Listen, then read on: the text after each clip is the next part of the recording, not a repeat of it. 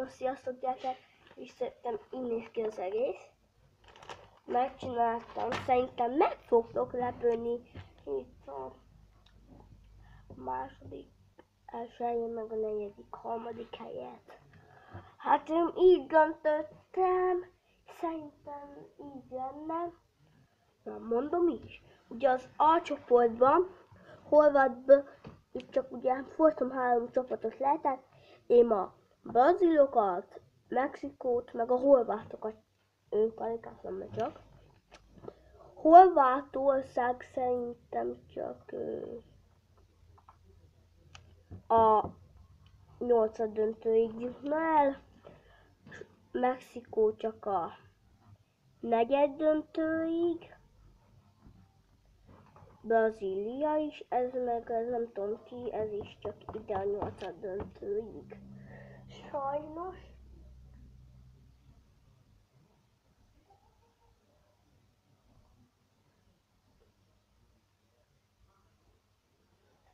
Jó, B csoport, bla bla bla. Jó, ezeket végigcsináltam. Na, és ugye mivel végigcsináltam már ezeket, ugye minden mondtam, elmondom. Szerintem a 4., 3. helyen meg fogtok lepődni, de Portugália és Belgium. Most látom, hogy írjátok, hogy jaj, miért ők vannak ott van a francia is, meg ott van az angol is, meg olaszok, meg ilyenek. Szerintem a Belgium, ők ugye eljutottak a 4. döntőig, és ők nagyon jók voltak. Első, második helyet használ Németország és Argentína. És most írjátok, hogy ja, ebben neked igazad van. Mert ugye úgy van, bla bla bla. Na, mondom is. Brazília, szerintem nekik a kék mez jobban áll, mert nekik azért, mert hogy nekik az jobban áll, mint a sárga. Mert mondom is a csapatukat. Kapuba, ugye ezt tudjátok, szerintem őket tudjátok. Nem mondom el, bla bla bla.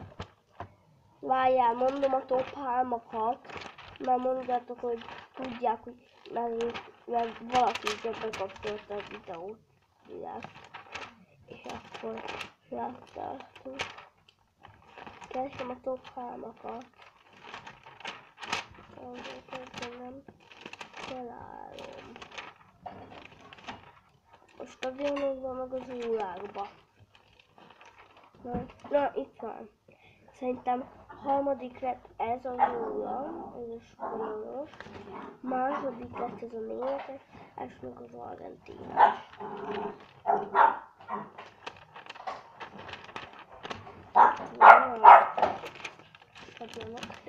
Szerintem harmadik lett ez, mert ez nagyon jó.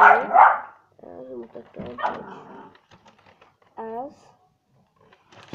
Második lett szerintem ez. Első lett.